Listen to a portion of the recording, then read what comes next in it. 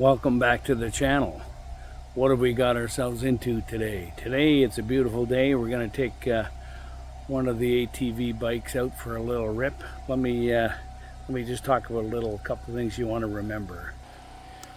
Here we have a Yamaha Big Bear 350. The most important thing we got going today on this ride is this little 1 gallon emergency reserve of gas on the back. We're going to be hitting a few trails. We don't want to run out of gas and be stranded.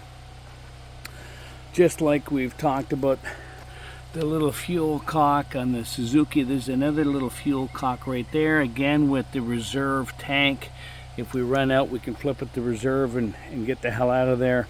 The other thing you want to remember is we got that little water for the trail so we can stay hydrated. It's all about staying safe on the trails. If you like what you saw, press subscribe and like. And this is the check on the wind column.